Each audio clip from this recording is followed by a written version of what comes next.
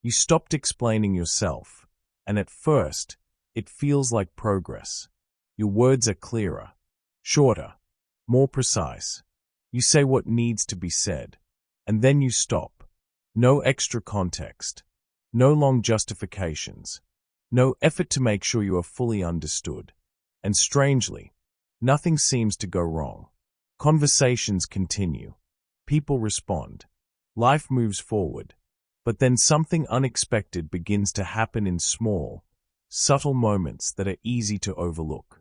A reaction that feels slightly off. A silence that lingers a little longer than it should. A shift in someone's tone that you can't quite explain.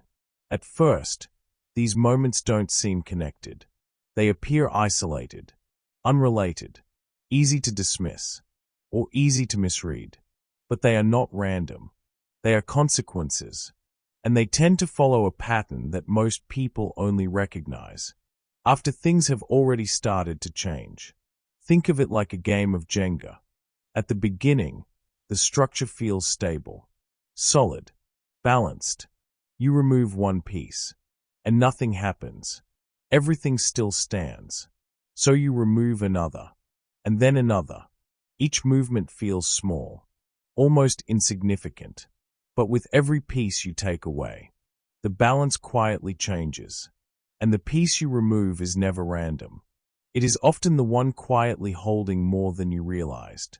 So even though nothing collapses at first, something essential has already been altered, and at some point, often when you least expect it, the entire structure reacts, not because of the last piece you removed, but because of all the ones that came before it.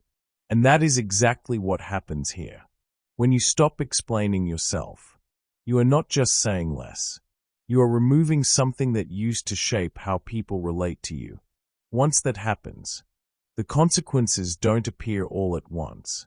They unfold, in a sequence, and the first one is rarely what people expect. When you stop explaining yourself, misunderstanding doesn't decrease, it increases. Not because you became unclear, but because something that once guided how you were interpreted is no longer there. For a long time, explanation did more than express what you meant. It quietly shaped how others understood you, narrowing the space for interpretation and reducing ambiguity in ways that often went unnoticed. It aligned perception with intention. Without it, that alignment begins to loosen. Your words may remain the same. The way they are received does not. People begin to fill the gaps on their own, drawing from their expectations, their experiences, and their internal narratives. Gradually, the interaction is no longer shaped only by what you meant to say. You can feel it, not as a clear mistake, but as a subtle misalignment, a response that doesn't quite match your intention, a tone that suggests something was understood differently than you expected. The impulse is still there, to clarify, to adjust, to explain just a little more, so everything settles back into place. Now, something has changed. You notice the gap and allow it to remain, not out of indifference, but because the urgency to correct every interpretation has weakened. This is where the experience begins to shift. For the first time, your words are no longer continuously adjusted after they are spoken. They stand on their own, without reinforcement, without protection, exposed to interpretation in a way they weren't before. That creates space, not only for clarity, but for distortion, for interpretations that do not belong to you, for projections you no longer interrupt. At first, the feeling is unfamiliar, almost as if something is missing, as if the interaction is unfolding without a layer that once stabilized it. At the same time, something else becomes evident. You are no longer managing how you are understood in real time. Without that management, misunderstanding is no longer corrected immediately. It stays. Because it stays, it begins to shape the interaction itself. This is where many people feel the shift more clearly.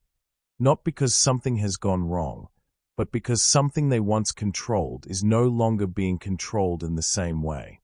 For a long time, understanding felt like something you could stabilize, something you could guide with enough clarity and effort. Now, a different reality becomes visible. Understanding was never entirely yours to control. You could influence it. You could guide it. Full control was never possible. Without constant explanation, that truth becomes harder to ignore. At first, it appears as small dissonances, moments that feel slightly unresolved, reactions that do not fully match your intention. Over time, it reaches deeper. When misunderstanding is no longer corrected, it stops being temporary. It becomes structural. And once that happens, the interaction is no longer shaped only by what you say, but by what others decide your words mean. After some time, the change becomes more visible, not necessarily in what is said, but in how conversations begin to unfold, in the way they move, expand, and sometimes end before something essential has fully settled between both sides. They no longer follow the same rhythm. There is less continuity, less expansion. What once developed gradually, through small adjustments and clarifications, now tends to resolve more quickly, sometimes before a shared understanding has had the chance to fully take shape. At first, this can feel like something is missing, as if the interaction ends one step earlier than it used to, leaving behind a subtle sense of incompleteness that is difficult to explain but easy to feel. What is actually disappearing, however, is not depth. It is the space where meaning used to be negotiated. For a long time, conversations were not simply exchanges of information. They were processes of alignment, where what was said would be refined, expanded, and clarified until both sides arrived at something close to the same interpretation.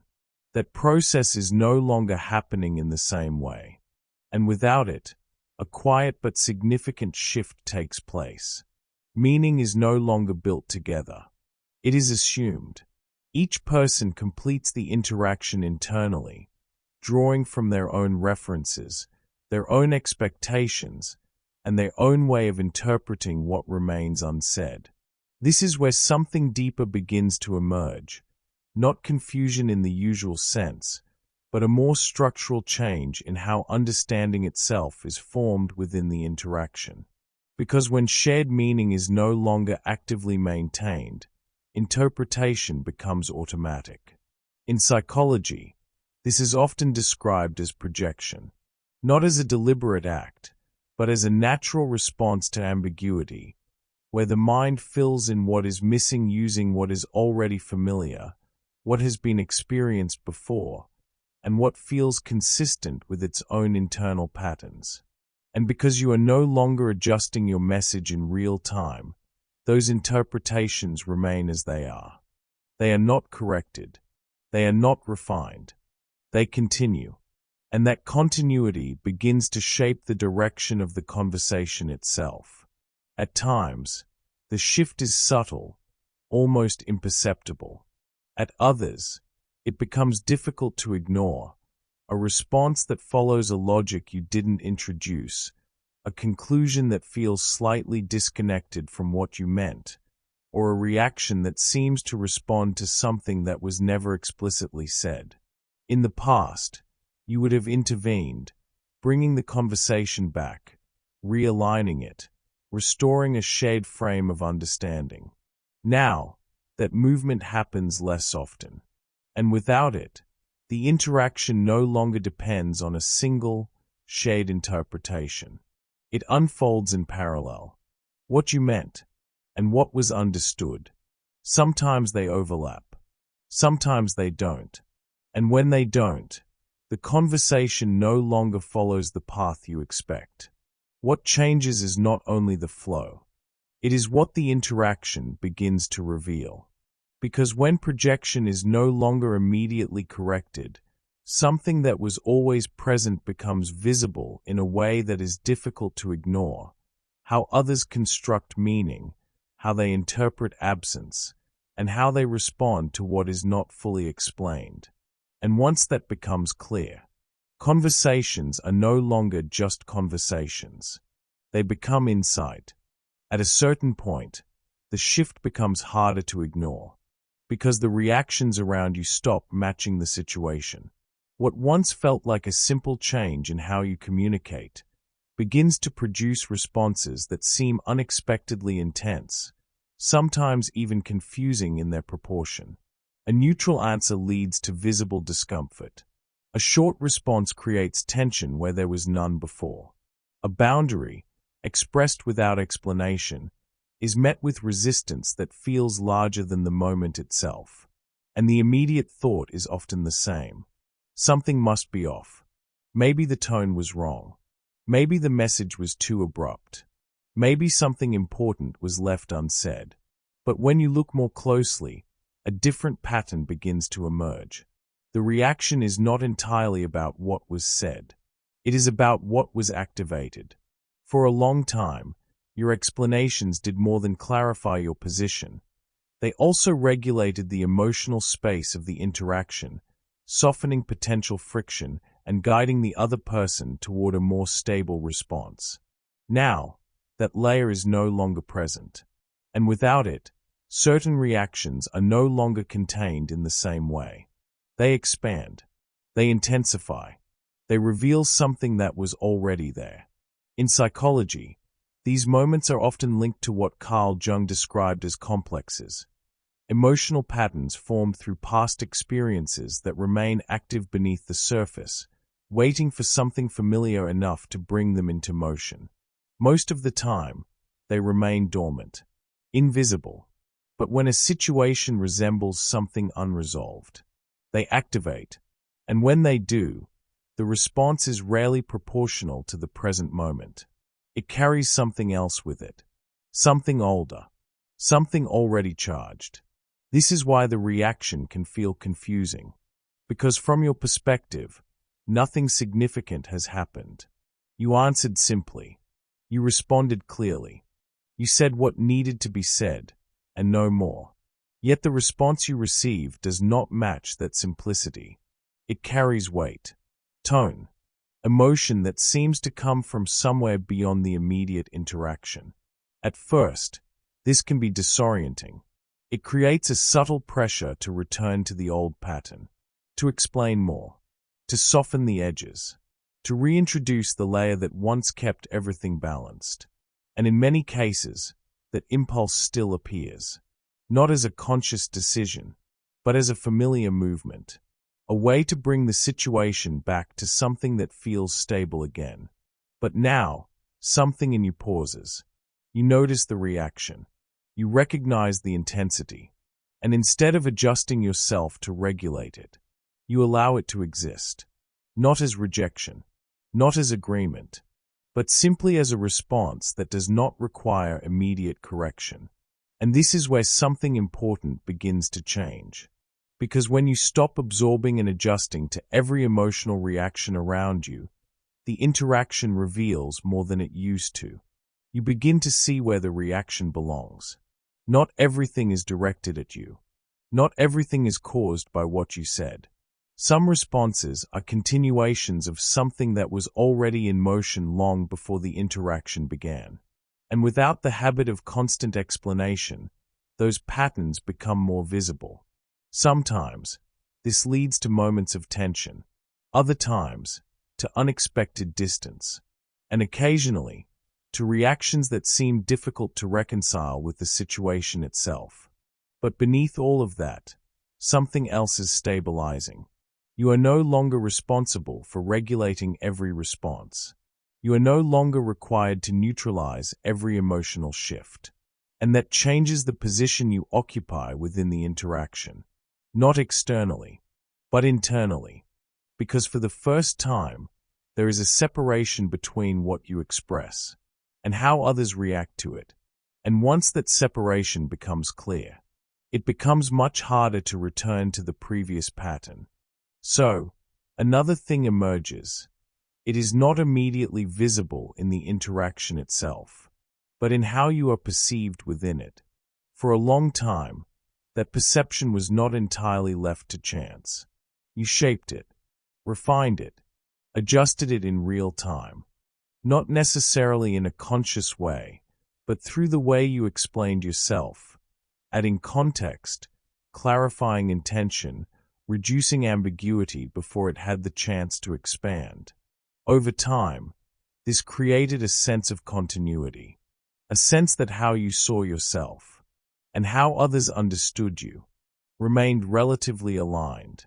Now, that alignment begins to loosen. Not because you are expressing yourself less clearly, but because you are no longer managing how that clarity is received. Your words reach the other person, and stop there. They are no longer followed by adjustments, reinforcements, or corrections designed to guide interpretation. And without that guidance, something changes. People begin to form their own versions of what you meant. Not necessarily inaccurate, not necessarily precise, but independent. And for the first time, you are able to see that process as it happens. Someone interprets your response in a way you did not intend. Another assigns a meaning that feels slightly unfamiliar. A conclusion is reached, and you can recognize, almost immediately, that it does not fully represent you. In the past, this is where you would have intervened. You would have clarified, adjusted, closed the gap, restored alignment. Now, that movement no longer happens in the same way. You notice the gap, and you allow it to remain. Not because you agree with the interpretation, not because you are indifferent, but because something in you no longer feels the need to correct every version of yourself that exists in someone else's mind. This is where the shift becomes more difficult, because what is being released is not only a habit, it is a form of control, the ability to continuously shape how you are seen, to influence how others organize their understanding of you. And without that control, something unfamiliar appears. Multiplicity. There is no longer a single, stabilized version of you within the interaction. There are interpretations, variations, perspectives that do not fully align, and they coexist. At first, this can feel uncomfortable, almost as if something essential is being lost. A sense of coherence, a sense of being accurately understood.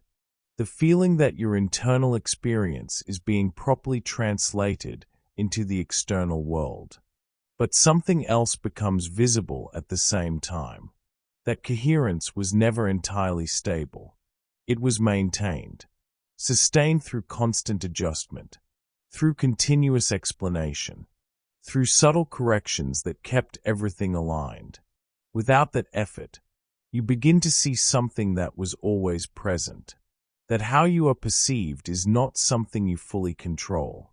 It never was. You could influence it, guide it, narrow the range of interpretation, but you could never fully determine it. And now, without the habit of constant explanation, that becomes undeniable. Some people will understand you more clearly. Others will misunderstand you entirely. Some will form impressions that feel accurate. Others will construct versions that feel distant from who you are. And for the first time, you do not move to correct all of them.